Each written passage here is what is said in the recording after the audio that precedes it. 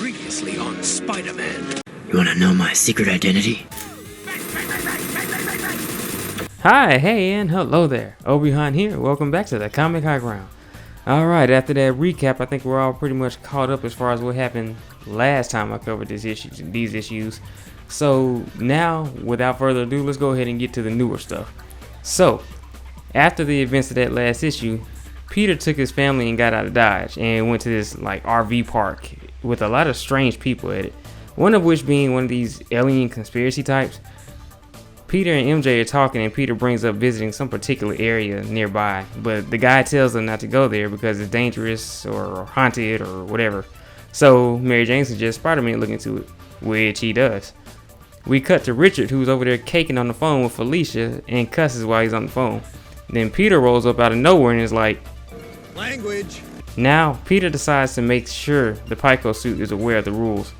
Rule number 1, stay away from MJ. Rule number 2, protect Richard at all costs, which means don't be trying to save Peter. Simple, right? So the Pico suit agrees to the terms, and then they make their way to this dangerous location that the guy was talking about. All of a sudden, they, and by they I mean Peter, are attacked by Sandman. Richard is trying to figure out what the heck is going on and what to do to help until a tower post goes off and Sandman dissipates. Peter gets up and tries to figure out what the heck just happened to him with that attack, and then Sandman attacks them again. And by them, I mean he attacks Peter again. This goes on one more time, and then Richard realizes that the tower is connected to those posts. So he takes the tower down and Sandman reverts back to his human form. He then thanks them and tells them that basically AIM turned him into that. And before I get too far, let me just say Peter a better man than me, because I'd have been like, hey, why you talking to me like that, man? There's two of us here. Don't attack the kid, but there's two of us here. What? What's up with that? You just attacking me? What is this interdimensional anger from other Sandman? Make it make sense, man.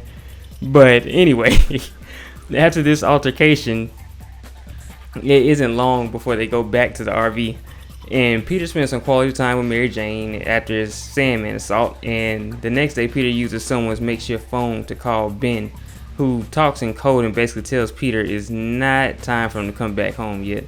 We then cut to Ben and Jameson, who have been confronted by Kingpin, but Kingpin ultimately tells them he's enjoying their articles about him, but that they better use their own name instead of a fake one, because we find out that the name Ben Riley that they had used for their article had basically become a target, as in Kingpin was such a petty mofo that he had every person named Ben Riley taken out in the world. He warns them not to use any other name, otherwise those people will be next. So Fist leaves and Ben tells his assistant Wesley, if you remember Wesley from the Netflix show, but he tells Wesley, look, eventually he will write Fist's obituary, and basically at talking about Fist's downfall. And I'm like, yo, that's big talk, Unc. That's big talk, but you know what? That's Uncle Ben, so he can do that. So now we got to get to the next issue. Not much action, but huge plot implications here. So I gotta say, Hickman surprises the heck out of me with this issue. Gwen is the main face of the issue, and we pretty much go through her life, starting from a conversation she's having with her dad, seemingly about her mom, who is in the spirit world now, if you know what I mean. And they have this long heart-to-heart. But then we cut to her adult age, where she's on a date with Harry. They have nice banter, and we cut back to her childhood conversation once more with her father. He goes on and tells her that although she thinks he's perfect, he's not, and that people might say bad things about him. Or they may say nothing at all because the mystery will hold. Just understand one thing. Everything was done for you. That's my legacy to you. And he says this and his eyes are glowing green. So you know that has to mean something, right? Because no one's eyes just glow green. Not without some type of powers or tech or something. So then we cut back to adult Gwen sitting at a table with someone telling her that after years of trying to find her father's remains, she's found herself meeting with them. They tell her that he wanted her to join them and ask if she knows the words. Gwen then recites these words, and we see that she is sitting at a table with freaking Mysterio. But oh, hold on, high grounders. This ain't all. because Gwen is going through a ritual of sorts. Mysterio isn't just one dude. He isn't even a he. He is a they. Mysterio is basically a freaking cult in this universe. Hickman, you madman. But, I mean, look, you're a freaking genius, because no one would have expected Mysterio to be taken into this direction, right? So, yeah, Gwen is now Mysterio. After this, we cut to Gwen and Harry getting married in their first Christmas together. There's a slight part of the wedding where Norman approaches Gwen and talks to her, but it's just kind of typical Norman Osborn asshole activity, which we will address again later in this video, so we continue. Harry gives Gwen this book for Christmas, and it's basically a book explaining that the world isn't the way it's supposed to be. That there's two timelines, in fact, and they are in the wrong one. Obviously, we know that, but at this point in the story, the characters obviously are just kind of speculating. We cut to Gwen having a meeting with the other Mysterios and speaking with Quentin, obviously Quentin Beck, who looks to be the leader. He's as old as Uncle Ben from the looks of it, but the Mysterios seem to be fully aware, or at the very least have an idea about what the Maker has done. So their goal is to get the truth to the world. Gwen has access to all kinds of public records due to being like the CEO of Oscorp. Is she the CEO? I think she's the CEO. Yeah, we're just going to say she's the CEO because she basically runs everything. But then we cut to different interactions Gwen has had throughout the story, including her first time meeting Peter and Mary Jane, and her meeting with Mary Jane about funding Ben and Jameson's paper. All this has basically played into her greater goals. We skip a few months, and Gwen is visited by a fellow Mysterio as he tells her he knows where her husband is. This is the point where Peter and Harry got kidnapped by Kraven. The Mysterio mentions that the amulet is about to pass from him to her, so basically now's the time to save Harry if she wants to.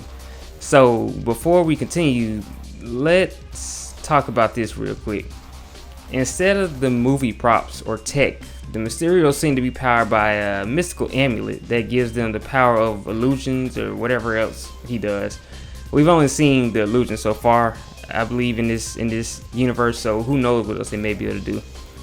But before the Mysterio leaves, he tells Gwen that she's been followed for a while now, which then leads to her confronting Otto because, yeah, as per Harry's orders, she was to be monitored and protected. A Mysterio shadowy figure that apparently can only be seen by Gwen kind of appears behind her, saying that Otto is too close and that she needs to get rid of him. So she fires him.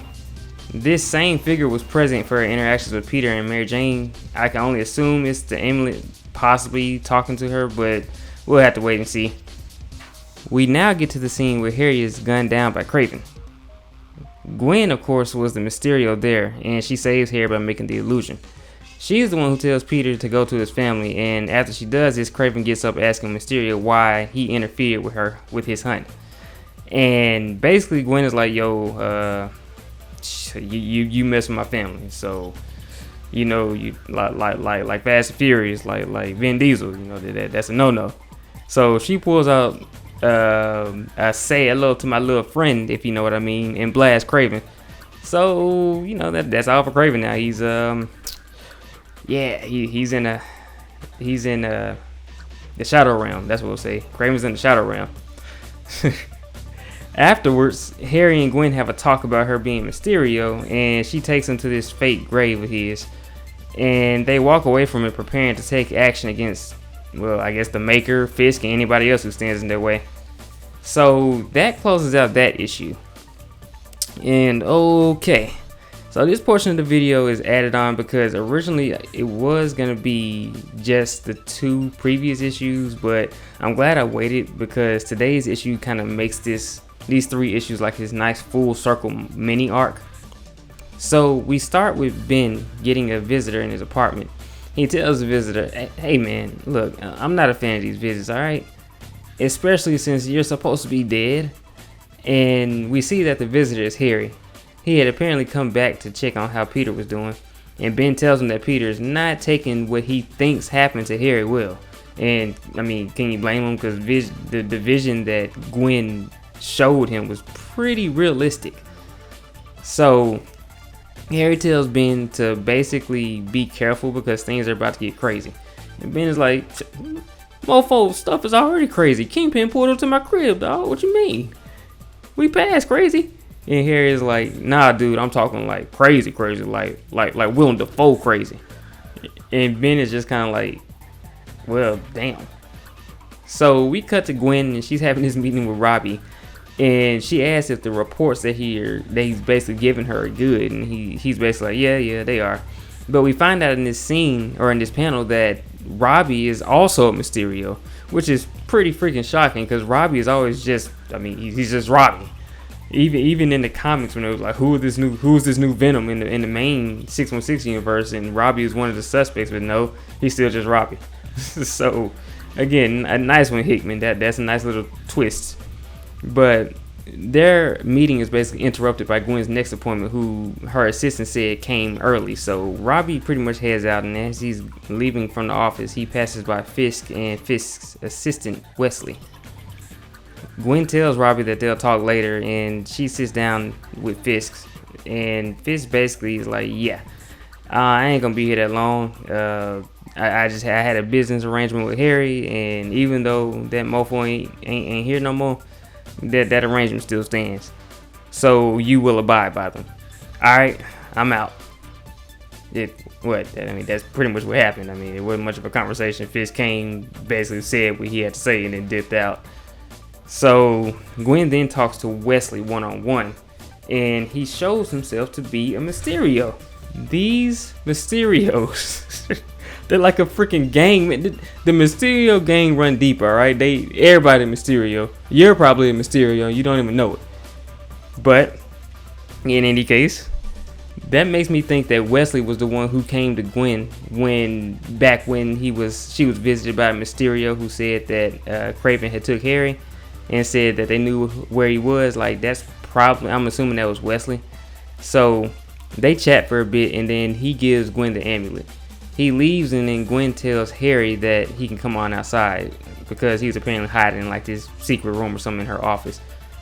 They talk for a little bit and basically say it's time to begin their plan. Harry leaves and goes to meet with Otto in a secret lab. Otto had been working on the Goblin armor for the past couple months and added rocket launchers to it apparently. He tells Harry that he wants a particle accelerator and a pocket-sized nuclear reactor. For what? We don't know, but that's what he's asking for. They then boot up the armor, which, by the way, has a Norman-themed AI, if you forgot. So Harry puts the helmet on, and Norman is like, where you been? Hold up. Scanning memories. You got your ass kidnapped? Hold up. You got tortured? And then Harry's like, yeah, I had a rough go. And Norman's like, nah, dog. Nah, an unexpected thunderstorm on a sunny day, that's a rough go. You got punked. You're an Osborn. We don't get punked. See, that's that BS right there. You always been a weak mofo. You a punk. Your wife is stronger than you. And this goes on for the next few pages as Harry has suited up and he's met Gwen Mysterio. See what I did there? And they fly to a building and attack it. It's full of Lee's demons, and Gwen takes on the demons while Harry evacuates the civilians. And here we go with Norman. You stopped running the company so you could play hero, and your wife is even better at that than you. She in there kicking bad guy ass, and you over here saving these weak mofos. I'll give Harry this though. He does eventually say shut up, Dad, as he's saving these civilians, and they're like, you talking to me? He's like, no, I'm not talking to you. As in the civilian asked him that. But that was a nice moment because I was like, because he's been berating you for what has to have been 30 or 40 minutes now, and you just been taking it. So apparently that worked because the AI stopped talking. But Harry meets back up with Gwen Mysterio on a nearby rooftop and is like, did you take care of the demons? And she's like, yep. And he's like, okay, cool. And you disarmed the bomb? And she's like, well, and then we see this huge explosion in the background. Here is like, yo, what the, Gwen, what, why?